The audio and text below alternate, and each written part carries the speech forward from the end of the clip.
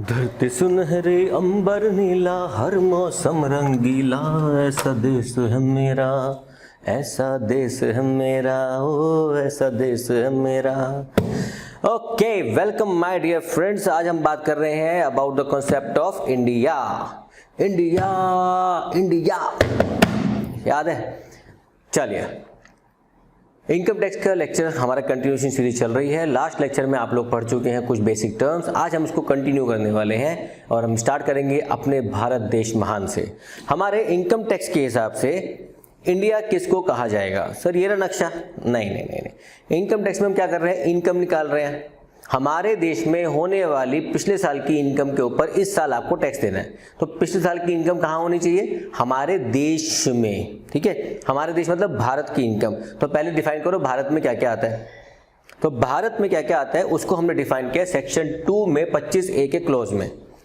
The term India means the territory of India as per article 1 of the constitution. जो हमारे constitution में एक territory बनाई गई है, बॉर्डर जो हमारा देखा ना आपने किस तरह का बॉर्डर बनता है।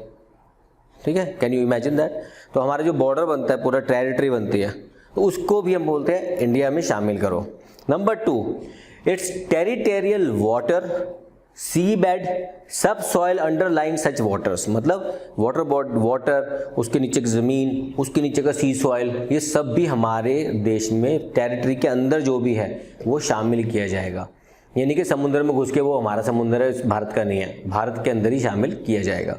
Number 3, continental shelf. जितने भी कॉन्टिनेंटल शेल्फ है, पूरा कॉन्टिनेंट तो हो नहीं सकता हमारा।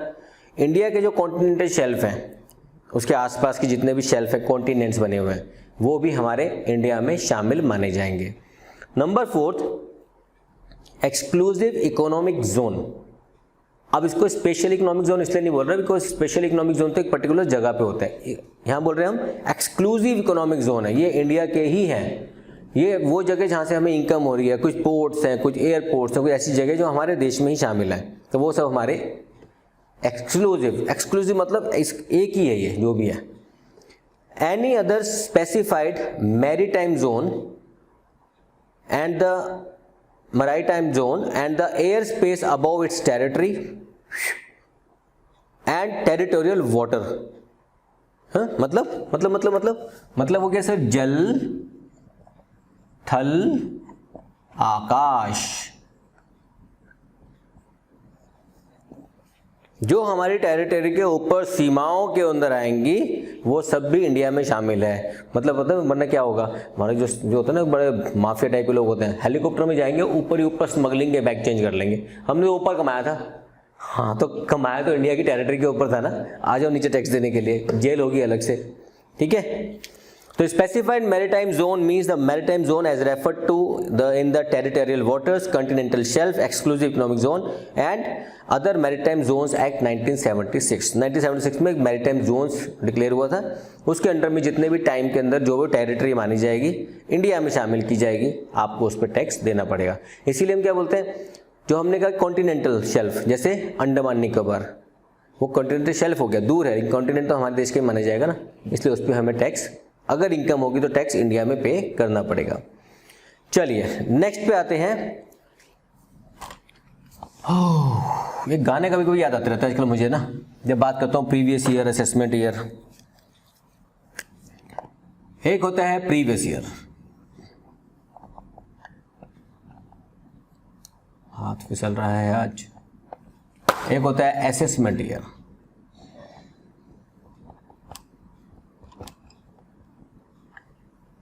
प्रीवियस ईयर और असेसमेंट ईयर में क्या फर्क होता है? बड़ा आसान सा होता है कि प्रीवियस ईयर वो ईयर होता है, हिंदी समझ लो पहले। प्रीवियस ईयर वो ईयर होता है जिसकी इनकम को असेसमेंट ईयर में असेस किया जाता है। Previous year is the year for which the income of which is assessed and tax in assessment year. Good. What is assessment year? Assessment year वो होता है जिसमें प्रीवियस ईयर की इनकम को टैक्स किया जाता है, असेस किया जाता है और टैक्स किया जाता है। मतलब assessment year is the year in which income of previous year is assessed and taxed. Sir English कोई फ्रेजेस चेंज कर रहे हैं, चलो पहले ये करते हैं। Previous year is the year, ये यार द वर्ब मैंने लगाता, the income of which is assessed and taxed in assessment year। हो गया?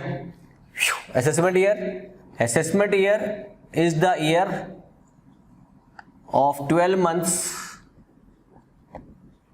in which income of previous year is assessed and taxed। ऐसा मैं सोचा, मैं गंदा लिख रहा हूँ, मैं गंदे से अच्छा भी लिख सकता हूँ, मतलब मैं चाहूँ तो ऐसे लिख सकता हूँ ऐसे कि assessed and taxed, मैं ऐसे लिख सकता हूँ, लेकिन मेरे को टाइम बचाना है, ठीक है।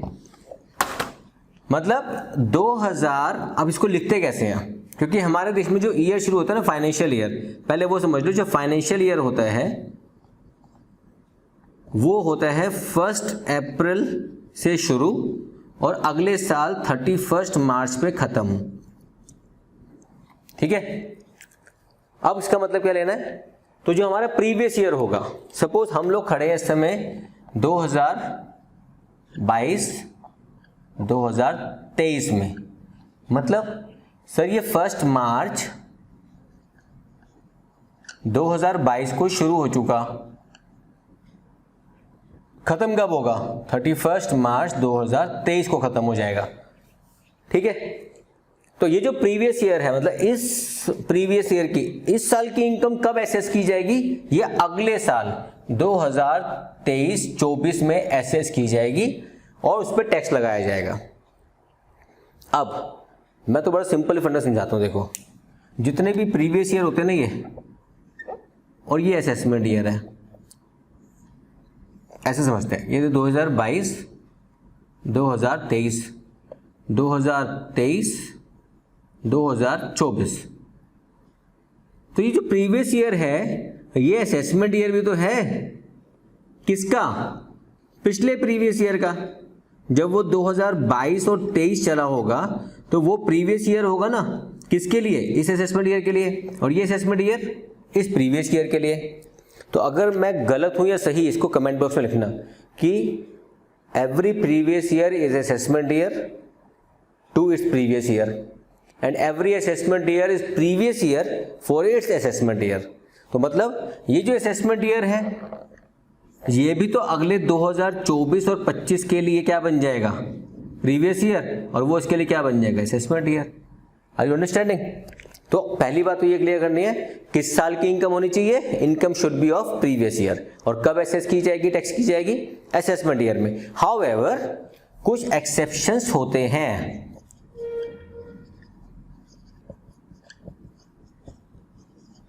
मतलब ये वो एक्सेप्शंस हैं जिसमें पिछले साल की इनकम पिछले साल ही टैक्स हो जाएगी, मतलब income of previous year is assessed and taxed in the same year, हम उसको आगे लेके नहीं जाएंगे।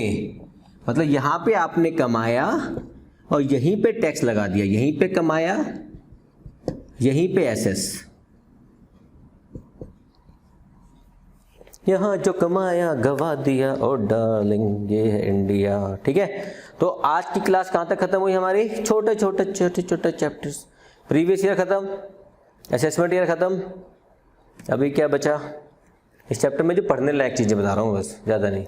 तो एक्सेप्शंस में क्या क्या आता है नाम बता रहा हूँ सिर्फ, जैसे एक्सेप्शन में क्या क्या आएगा, पेज नंबर हमारा जो है 34 नंबर पेज पे लिखा हुआ है इसके बारे में। जैसे कोई शिपिंग बिजनेस है नॉन रेजिडेंट का, person living India, association of person, BOI, artificial judicial person form for a particular event और purpose, persons likely to transfer property to avoid tax, discontinued business, ये सब चीजें इसमें आती है एक्सेप्शन में। हम कब पढ़ेंगे सर इसके बारे में, अगला चैप्टर आएगा मेरे दोस्त, पिक्चर अभी बाकी है, अभी तो शुरू हुए हम लोग, ठीक है। चलिए अब एक चीज जो हम सिर्फ बताने के लिए बता रहा हूँ, charge of income tax. Income tax को चार्ज कैसे करते हैं, इसके लिए हम फॉलो करते हैं सेक्शन 4, लेकिन उससे पहले क्या करना है बताओ, बटन दबाओ, बटन दबाओ, जल्दी बटन दबाओ, बटन कौन सा दबाना है, सब्सक्राइब का, शेयर का, लाइक का और बेल आइकन, 4 बटन दबाने, दबा के नक्की करो यार।